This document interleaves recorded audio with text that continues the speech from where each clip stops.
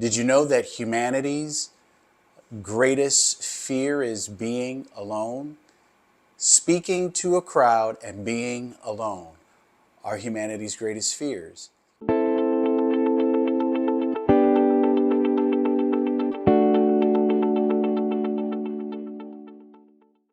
Welcome back to Fireside with the Chaplain.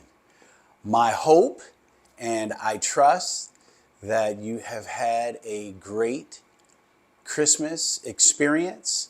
And as we get ready to roll into the new year, I'm excited about what God is doing through me and through Focus and Vision Ministries. And I think it has a lot to do with today's word of the day. What way to get started back into the video and greeting you than to have a word such as presence. The word of the day is presence. And I want you to think about living in the awareness of the God, the true and living God, who is near. Here's a thought. Open up. There is a quiet strength that comes from knowing that you're not alone. Did you know that humanity's greatest fear is being alone? Speaking to a crowd and being alone are humanity's greatest fears. Not rushed, not forgotten, but the presence is the sacred reminder that God is not distant or distracted, but very near, attentive to our lives, our needs, and our becoming. Today's word invites us to slow down and rediscover the gift of living fully aware of the God who stays close. I'm reminded of scripture in Genesis where God walks with Adam through the garden. How beautiful of a visual is that?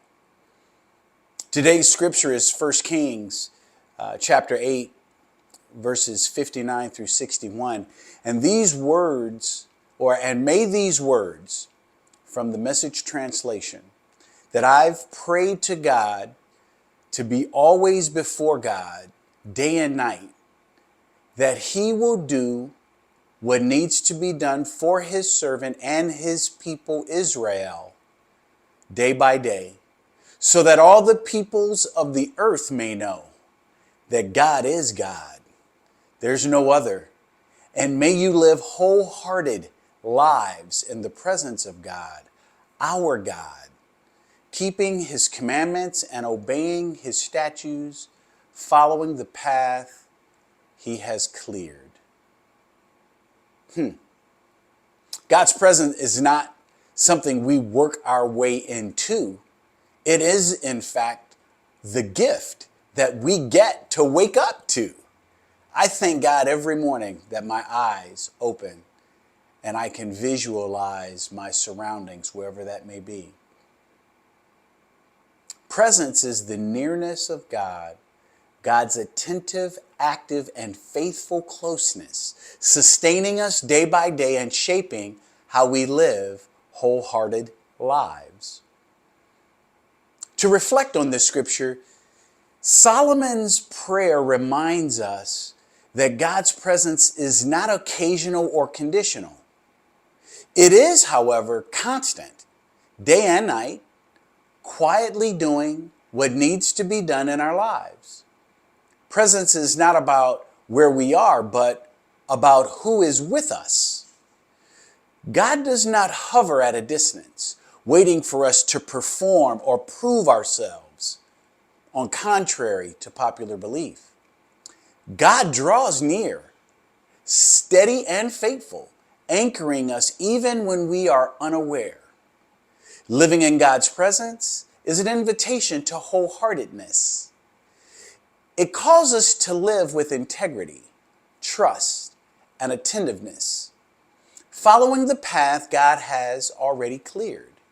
When we move through our days aware of God's nearness, our lives become a living testimony without words.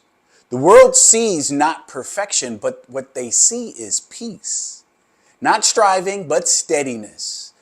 And through that quiet witness, others come to know that God is God.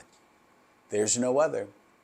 God's presence is faithful and sustaining, shaping each and every one of us day by day. As we live with awareness of God's nearness, we are invited into wholehearted lives marked by trust, obedience, and quiet confidence. I've got 3 questions for you to reflect on. Number 1, where in your life do you need to pause and acknowledge that God is already present? You're not waiting for God. God is already there. Number 2, what might wholehearted living look like for you today if you trusted God's nearness? And then finally, number 3, how can your awareness of God's presence become a gift to those around you? Again, if you forget all that I've said, remember this: you are not searching for God's presence. You are living within it. Walk today and every day as one who is already accompanied by a true and living God. The word of the day is presence. Thank you for your listening ear. And if this word is blessing you, I encourage you to share. Subscribe to our website, subscribe to our YouTube. The links are below. And if you have not yet become a financial partner with Focus and Vision Ministries, I invite you to that space. We're going to be sending something out and being more specific with what our donations do and how they fund our ministry and how we walk alongside people who otherwise would not have the ability. But I encourage you to check us out online on the website. And again, if you have not become a donor or financial supporter, do so. Do so if it's blessing you. Plant a seed in the space that you've been harvesting that has been blessing you. And if nothing else, we will see you again next time. May God be with you.